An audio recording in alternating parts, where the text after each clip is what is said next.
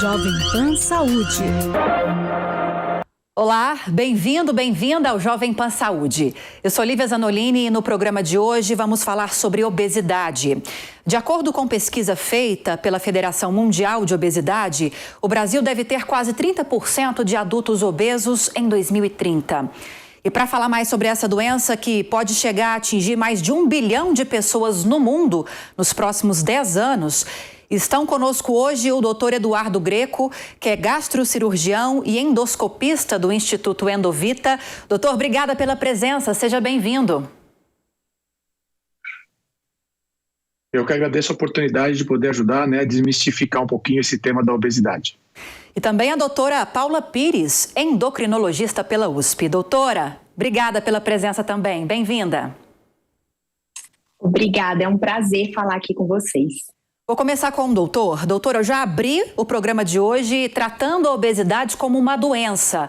É realmente uma doença? A obesidade é uma doença e uma doença crônica e incurável. A obesidade, ela possui controle, ela não tem cura.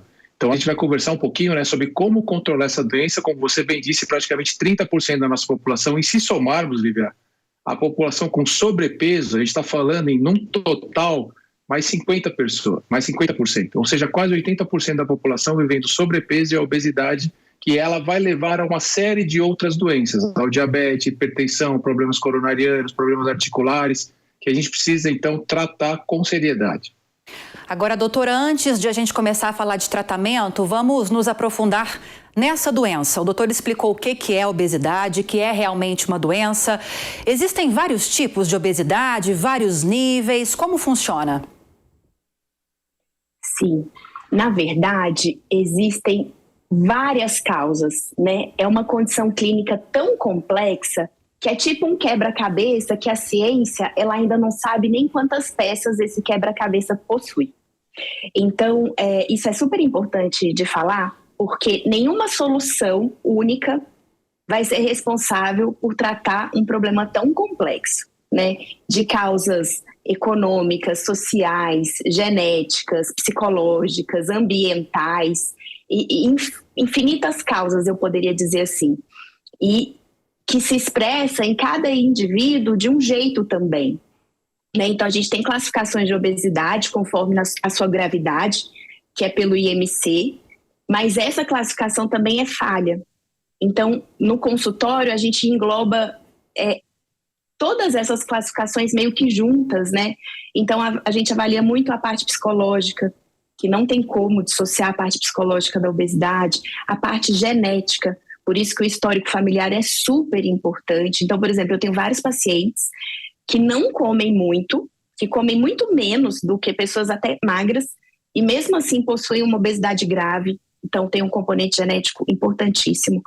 E o mais importante é a gente entender que uma condição tão complexa não vai ter um único tratamento que vai resolvê-la. Os tratamentos também envolvem equipe multidisciplinar, múltiplos tratamentos e muitas vezes muito complexo e para o resto da vida. Agora, doutor Eduardo, a doutora Paula citou a questão do IMC e quando a gente se aprofunda um pouquinho, nós que somos leigos, claro, que não somos especialistas no assunto, os sites, as matérias jornalísticas, algumas matérias até médicas já trazem o IMC como a principal ferramenta para se saber se o indivíduo é obeso, em que nível que está essa obesidade. Queria que o senhor explicasse um pouquinho desse IMC, que tem suas limitações, como disse a doutora, e a partir de qual peso a pessoa pode se considerar obesa. Eu sei que isso não vai ser uma métrica exata, mas pelo menos um ponto de preocupação para o paciente. Vamos passar em linhas gerais, que é até para facilitar o entendimento das pessoas. Então, realmente, o índice ele é um número, ele é um ponto de partida até para o pessoal que está em casa, aquela pessoa que não sabe muito bem se está fora do peso ou não, procurar uma assistência médica, um auxílio médico para começar a tirá-la desse nível de obesidade. Então, o IMC, a gente vai considerar os seus níveis para obesidade acima de 30. Então, de 25 a 30, eu vou falar genericamente, porque tem os números quebradinhos aí, mas é para facilitar. Então, a gente tem o sobrepeso. Acima de 30, a gente vai ter graus de obesidade diferentes. Então, de 30 a 35, obesidade leve. de 35 a 40 obesidade moderada e acima de 40 a obesidade severa. E aí o que vai ser importante, assim como, né, a endócrina acabou de posicionar, é a questão da equipe multidisciplinar da psicóloga, a avaliação da nutricionista. Aí você faz no consultório, nós realizamos uma bioimpedância. A bioimpedância vai trazer números melhores para a gente, mais fidedignos, de porcentagem de massa gorda, de porcentagem de massa magra, e aí você vai começando a aprofundar. Mas a partir do IMC você já começa a ter um parâmetro, inclusive para propor os tratamentos. Então, todo nível de paciente, independente do IMC, o tratamento clínico, o tratamento com medicação, ele está bem indicado. Mas os pacientes com sobrepeso e obesidade leve, esses pacientes às vezes têm muita dificuldade, e aí se insere os tratamentos endoscópicos, que a gente vai conversar depois, com balão intragástrico e sutura endoscópica. Pacientes com obesidade moderada e comorbidades, e pacientes acima de 40, que a gente chama hoje de obesidade severa, esses pacientes também possuem indicação de um tratamento cirúrgico para a obesidade, claro, dependendo de toda uma avaliação, de todo um preparo para esses pacientes. Agora, doutora, o doutor bem explicou que esses tratamentos um pouco mais invasivos vêm em um segundo, num terceiro, em um quarto momento. O paciente obeso, ele procura a senhora, por exemplo, não sei se a senhora tem consultório, mas é especialista nessa área. Qual que é a primeira recomendação? Como se inicia esse tratamento? Hoje, Lívia, o nosso maior objetivo como sociedade médica, né, e eu individualmente como endocrinologista, é de tentar desestigmatizar e desmistificar a obesidade. Tanto que até a linguagem, isso é super importante a gente falar, ela tem mudado. A gente não fala mais que o paciente é obeso.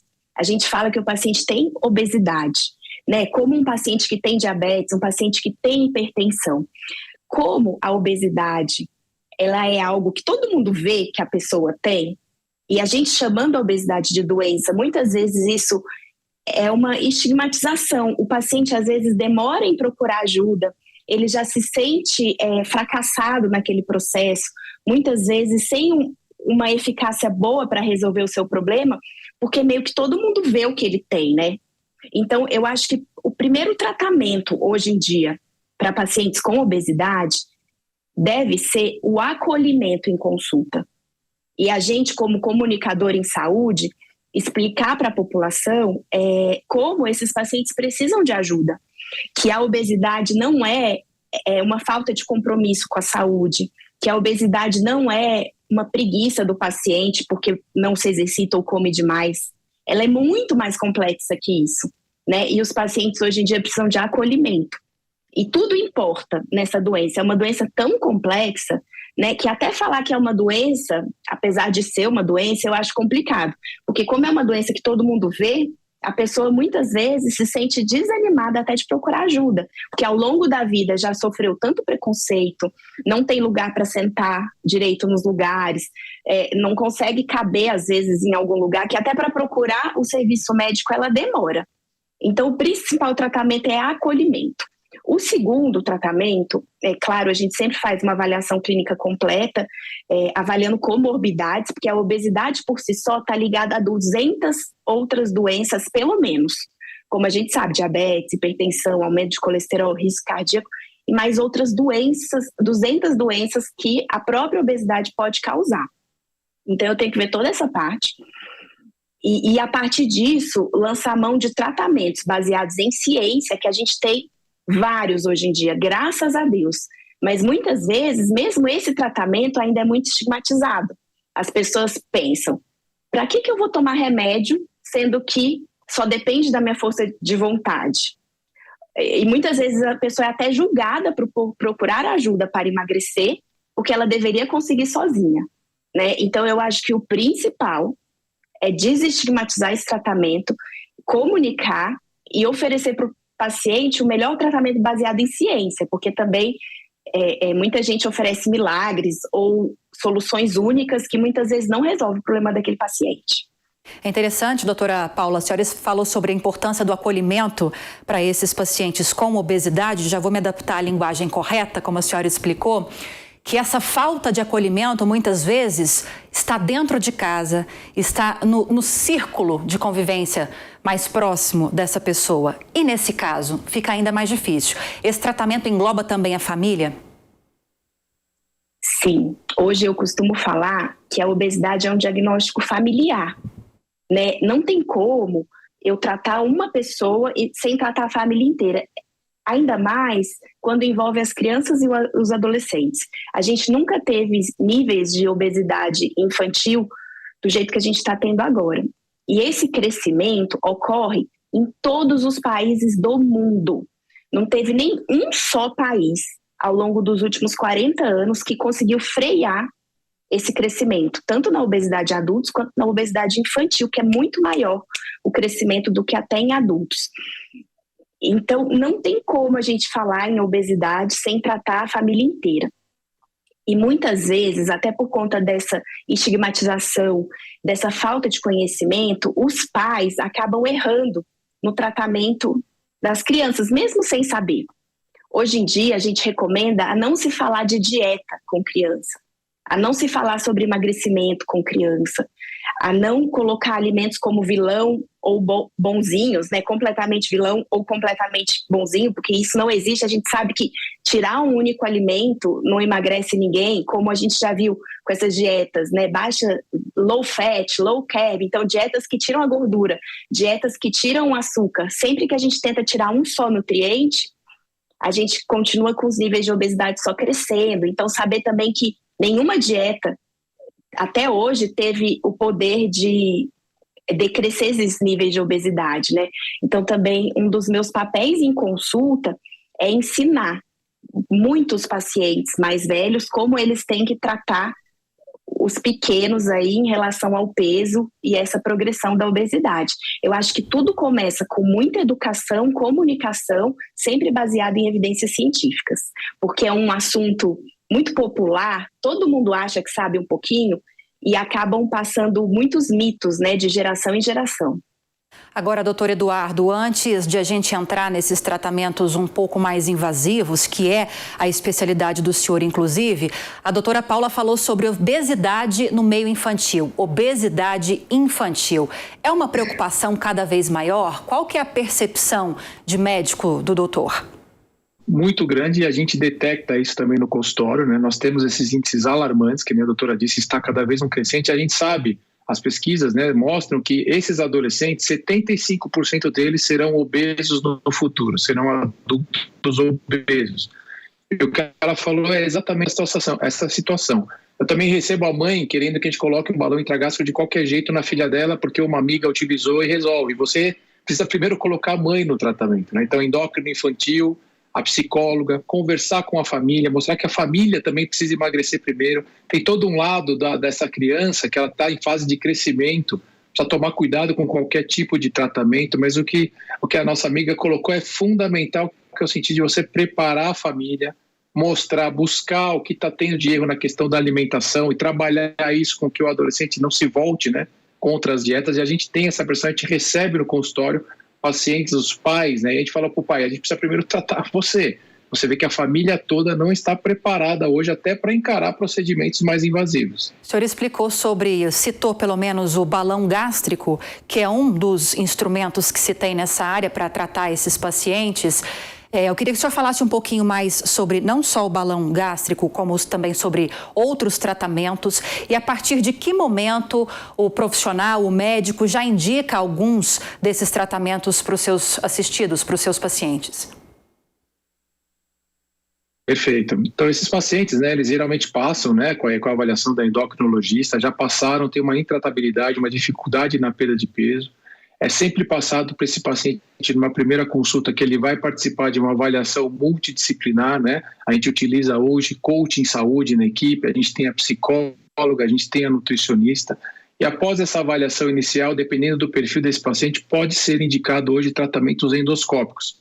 O balão intragástrico, então o balão intragástrico é como se fosse um corpo estranho, que o paciente coloca dentro do estômago totalmente por endoscopia, pouco invasivo, você não faz nenhum tipo de alteração, né, do estômago desse paciente para que ele tenha saciedade. Ele vai sentir aquele peso no estômago, uma sensação de saciedade, redução da sua fome e vai conseguir fazer a dieta. O que a gente explica para o paciente é o que ele vai fazer ele perder peso, não é o balão ou a sutura, que eu vou explicar daqui um pouquinho também, mas é a dieta que ele vai fazer. Ele vai obrigatoriamente passar por uma dieta restrita né, com líquidos, depois cremosos, pastosos, até voltar a se alimentar com uma dieta hipocalórica, todo sempre, né, regado e acompanhado pela nutricionista. E o outro método que a gente tem por endoscopia, que seria a sutura endoscópica. A sutura você já é um grau de invasibilidade um pouco maior. Você faz como se fosse, né, para explicar facilmente para as pessoas, uma cirurgia plástica no estômago dessa pessoa. A gente reduz o volume hoje do estômago, que tem de 1,3 litro a 1,5 litro, para cerca de 300 ml de capacidade. E isso faz com que o paciente também tenha menor liberação hormonal, que isso também está envolvido na obesidade, a questão dos hormônios da fome, os hormônios que liberam uma série de situações que contribuem para a obesidade. Você tem menor índice desses hormônios e a fome, o paciente se sente tem saciedade precoce. Então, ambos os procedimentos são procedimentos restritivos, né? O balão ocupando espaço, a sutura reduzindo o tamanho do estômago desse paciente, fazendo com que ele siga uma dieta adequada, com acompanhamento nutricional, psicológico e coaching de saúde extremamente intenso para que ele venha a ter perdas de peso. Num balão, o paciente perde cerca de 15% a 20% do seu peso.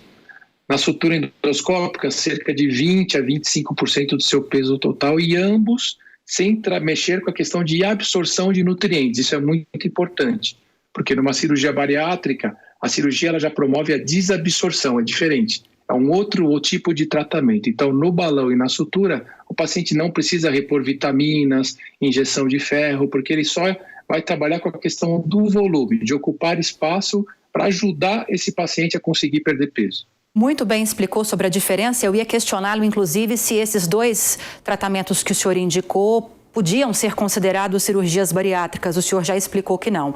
E baseado nessa explicação, a cirurgia bariátrica pode ser considerada mais agressiva ou não? Depende de cada paciente, não existe um método ideal, isso vai depender de cada situação.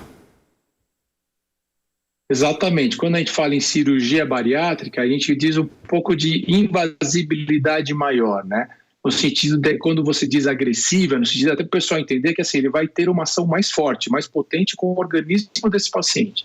Então o paciente tem que ser muito mais bem preparado. Existem hoje 2 tipos de cirurgia, que é o sleeve ou o bypass, que é o mais tradicional, é onde você vai mexer também com o intestino. Então você vai mexer com a desabsorção. Então esses pacientes, a longo prazo, eles vão ter que tomar cuidado para não virarem pacientes com desnutrição. Então é importante o acompanhamento, esse paciente estar muito bem indicado para a cirurgia, porque vai mudar drasticamente o perfil de vida, o perfil alimentar, o estômago passa a ter uma redução importante de volume e a desabsorção, tomar vitamina para o resto da vida, ferro, reposição de ferro, uma série de situações do lado psicológico desse paciente de mudar tão drasticamente a sua alimentação. Porém, né, Lívia, são pacientes que estão, que a gente diz mórbidos, hoje a gente mudou esse termo porque é muito ruim, a gente fala de obesos severos, onde já tentaram todo tipo de tratamento e estão com comorbidades, ou seja, diabetes, riscos coronarianos, hipertensão grave. Aí são pacientes que a alternativa acaba sendo realmente a cirurgia bariátrica, que tem o seu espaço no tratamento da obesidade, porém tem que ser realizada com o paciente extremamente preparado. Doutora Paula, imagino, é bom que a senhora já esclareça a mim e a nossa audiência que qualquer paciente que passe por quaisquer desses procedimentos que o doutor explicou, vai precisar de um acompanhamento na sua área, de um acompanhamento com endocrinologista ou com nutricionista, porque a alimentação, pelo menos no início, fica muito restrita. Esse acompanhamento tem um tempo ou vai, ao longo da vida, perdurar?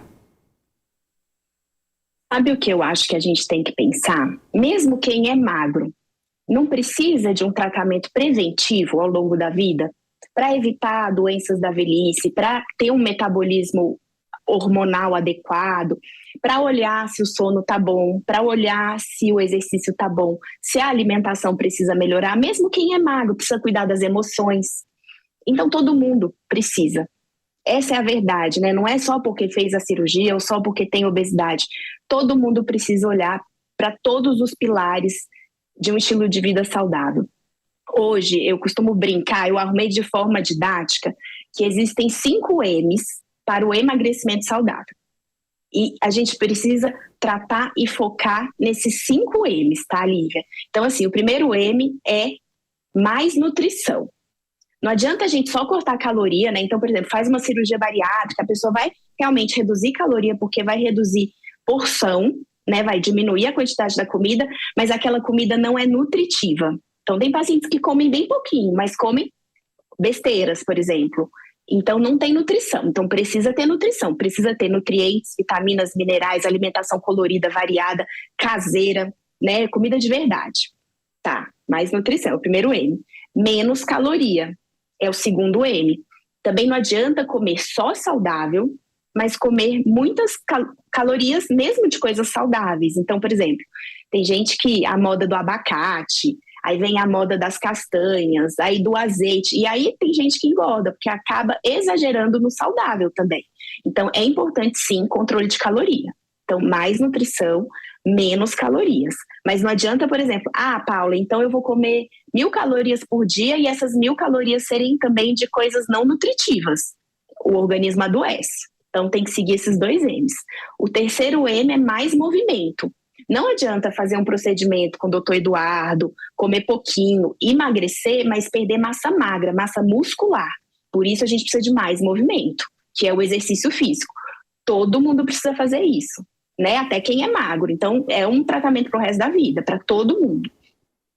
Mente saudável seria o próximo M. Não adianta fazer exercícios, dieta nutritiva, pouquinha caloria, se você não está dormindo bem, está super estressado, problemas de ansiedade, depressão, isso também engorda, isso também adoece. Então a gente tem que cuidar da mente, tem que cuidar das emoções. E o quinto M, que eu coloquei até recentemente nessa minha didática, são os medicamentos. E aí eu falo muito isso, que é também para desestigmatizar.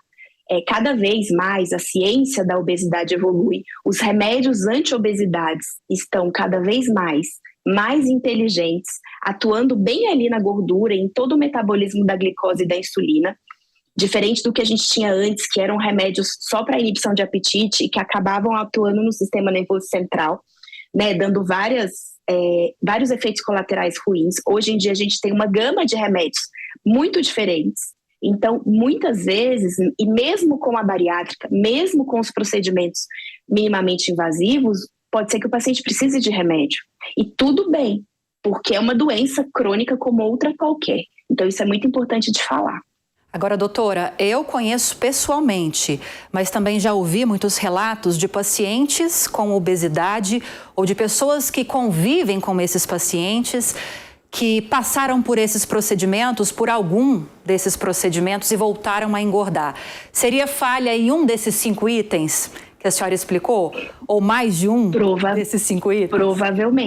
Provavelmente, até 30% dos pacientes que fazem bariátrica podem ganhar todo o peso de volta. Então, bariátrica, esses procedimentos que o Dr. Eduardo falou, eles não significam, primeiro, fim de linha, não é a última coisa que a gente pensa, não, é uma das ferramentas que a gente tem, né? Mas é importante falar que não significa fim de linha, não significa cura. Muitas vezes, esses 5 M's, na verdade, na grande maioria das vezes, a gente vai precisar continuá-los, nem que seja vitamina, né? Não necessariamente um remédio para emagrecer, mas uma vitamina ou algum outro remédio para uma ansiedade, para uma compulsão, para um comer emocional. A gente precisa cuidar desses 5 M's em qualquer situação, não tem jeito, e é para o resto da vida. Doutor, inclusive quero ouvi-lo. Imagino, o senhor disse que trabalha em parceria com a doutora Paula, eu não sei se é nesse segmento que eu vou citar, mas no início vocês ressaltaram a importância desse atendimento multidisciplinar. Um paciente que é tratado pelo senhor, com certeza tem também de ir à doutora Paula ou a outro profissional dessa mesma área. É um tratamento feito em conjunto para que se haja, né, um resultado palpável e que o paciente tenha qualidade de vida. É importante ressaltar que obesidade é uma questão que vai muito além, mas muito além da questão estética. Exatamente, Lívia. A Paula sintetizou de maneira perfeita, né? O que você diz é fundamental. Após o tratamento, o paciente atinge o seu objetivo. Perdi 20%, 25%, 15%. E é aí que vai começar o tratamento dele. É aí que eu falo para ele, agora que você perdeu o seu peso, que você está no seu peso bom, você vai começar o seu tratamento, que é o acompanhamento endocrinológico, o acompanhamento com a nutricionista, o acompanhamento com o lado psicológico, porque senão, viu, minha amiga Paula, a gente já está com números de até 40% dos pacientes que fazem tratamento endoscópico ou cirúrgico, eles voltam a ganhar todo o peso após 5 anos. Porque eles precisam entender que a hora que eles estão magros, eles vão começar a realizar dieta, que é o que você disse, é a dieta saudável. Porque hoje ele acha que ele come aquele franguinho com salada para emagrecer. Não é isso. Comer o frango com a salada, uma dieta equilibrada, o prato colorido, o seu carboidrato, é manter uma vida saudável. E associado, gostei dos 5 M's, né, que não pode deixar de ter a prática de exercício físico, ter a mente bem no lugar. Então é fundamental o controle. Obesidade é uma doença, como a gente disse no comecinho, uma doença crônica, não tem cura. Ela tem controle e nós temos as medicações. Tenho vários pacientes que fazem o tratamento, que depois a gente usa a medicação para manter esse peso e para sempre. Agora, doutora, a gente está nos minutinhos finais, rapidinho para a gente encerrar. A senhora já abriu essa entrevista falando da importância do acolhimento a esses pacientes. E eu acrescento um ingrediente a mais, no caso dessas crianças que desenvolvem essa doença também, a importância do exemplo dos pais também. É verdade. A gente sabe que as palavras ensinam, né? Mas o exemplo, ele arrasta, né? Então, não adianta, gente, comer diferente da criança e querer que ela coma, né? Se você está comendo ali uma pizza e querer que a criança coma outra coisa. E não sou contra a pizza, não. Eu acho que quando come, tem que comer todo mundo sem culpa e tá tudo certo. Mas o importante é que na maioria dos dias, né, 80% dos casos, realmente esses pais aprendam sem medo, sem estigmatizar, sem preconceito, como que é ter um estilo de vida saudável, sem radicalismos. Hoje está muito difícil, porque na mídia cada hora aparece uma coisa, né? Uma dieta da moda, ou um vizinho que fez alguma coisa e as pessoas estão perdidas e tentando seguir o que funcionou para o outro. Mas eu acho que o principal aqui é a família toda procurar uma equipe de saúde treinada, né, em obesidade, porque tem que ser muito bem treinado e que possa acolher e ajudar a família como um todo. Perfeito. Doutora Paula, obrigada pela entrevista. Seja sempre muito bem-vinda. Obrigada. Doutor Eduardo, bem-vindo sempre também. Conte conosco, porque a gente vai sempre contar com vocês. Foi um prazer participar, Lívia, aqui do Jovem Pan News. Conte conosco. Muito obrigado pela oportunidade de levar esse tema, né, para a população. Importantíssimo. Um abraço a vocês. E o Jovem Pan Saúde fica por aqui. Como sempre, eu agradeço também a sua companhia. Espero que tenha gostado do conteúdo de hoje. Se tiver alguma dúvida ou sugestão de outros temas que a gente pode abordar aqui para você, é só enviar um e-mail para a gente. saúde@jovempan.com.br. Para rever essa e outras entrevistas, é só acessar o canal Jovem Pan Saúde e também o aplicativo da Panflix para Android e iOS. Para você também um grande abraço e até a próxima. Jovem Pan Saúde.